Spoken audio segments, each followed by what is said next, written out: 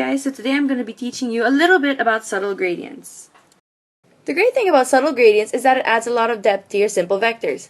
Plus, it's really simple to do. Firstly, you'll want to pick the colors of your gradients. You can use the eyedropper tool for this. Once you have your colors, just right-click on the bucket tool, select the gradient tool, and draw a line on the shape, and voila! You have a simple but effective gradient over your vectors. But let's make it a little more complicated. Before I go any further, I'd just like to point out that this tutorial was inspired by Alexandra Zuto's gradient tutorial, and the link will be in the description below. And it also uses a drawing by AdCreate member Mika Lapus. So first of all, we'll need a vectored image. For those of you who don't know how to vector, I'll cover a bit of the basics in this tutorial. To start off, make a new layer on your image. I placed this layer in a group so it would be easier for me to fix later on, especially when there are a lot more layers. Now this specific drawing is based on a monster from the game Monster Hunter 4. So for this vector, I decided to use an image taken from Google and base the color scheme on that. As you can see, I've added the color scheme on the upper right side. Having the colors as a reference also helps when making the design, so take the time to plan what colors you want to use. But of course, you're free to choose whatever colors you want. Having the colors as a reference also helps when making the design, so take the time to plan what colors you want to use. But of course, you're free to choose whatever colors you want. When you have your colors, click on the Path tool on the left or click P on your keyboard and find your starting point. Click on this and you'll have an anchor point. Click on another spot to create the next anchor point. This creates a straight line. Now you can bend this line by adding another point in the middle of the line by clicking on any space and then holding Ctrl, or by moving the two lines that you see on your original anchor point. Just keep doing this until you have your shape and then press Enter. This path will now be a selection on your new layer. Just get the paint bucket tool and fill it in. The same goes for the rest of the head. If you have a reference, trace the lines and fill in the gaps. Again, the reference image makes it a lot easier to choose the colors you want for the design, especially when you want to make it as accurate as possible.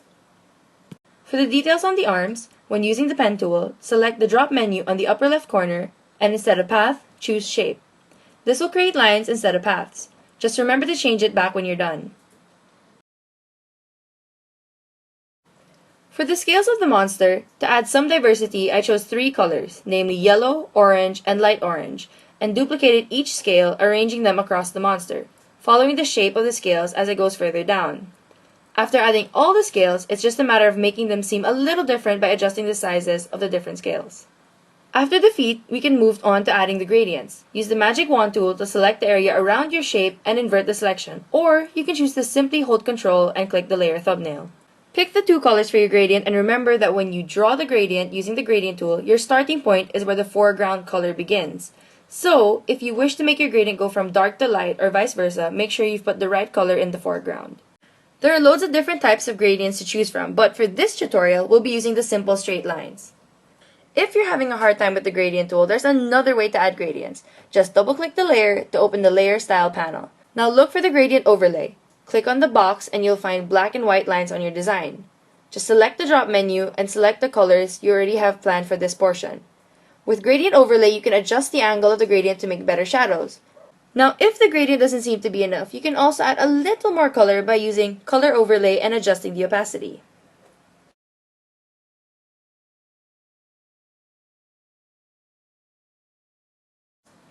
This can be applied to any layer you wish. For the scales, to maintain diversity, I use the eyedropper tool. You can select this by pressing I on your keyboard and selecting the color of the scale I am adding a gradient on, and choosing a very dark color as the background. Just remember that when you're doing something like this, you can't forget to match the foreground color to that of the shape. This creates the effect of depth and shadows among the scales. So for the wings, on the other hand, I wanted to add a different kind of gradient. I wanted this gradient to change throughout the shape, meaning that I wanted it to start out from green, go to brown, and end in a dark maroon. To do this, I cut the parts of the arm using the Path tool into 3 parts. I add a gradient on the first layer, green to brown, and from there I take the last color of the gradient and make it the foreground. I just change my background color to a darker brown and I have the gradient go towards the end of the wing.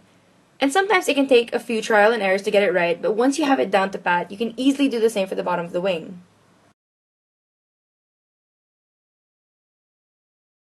So you may notice that there is a line between some of the layers. I fixed this by using the smudge tool to mix the two parts together so that the gradient seems seamless.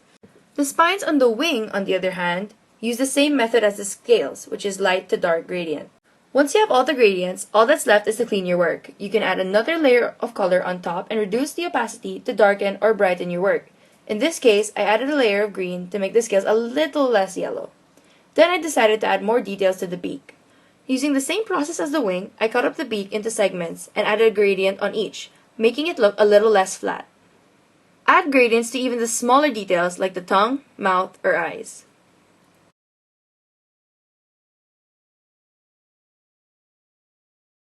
Then, when you finish cleaning up your work, add a background and voila! You've succeeded in adding subtle gradients to your work. Thanks for joining me here on PS I Love You, and I hope to see you again soon! Bye!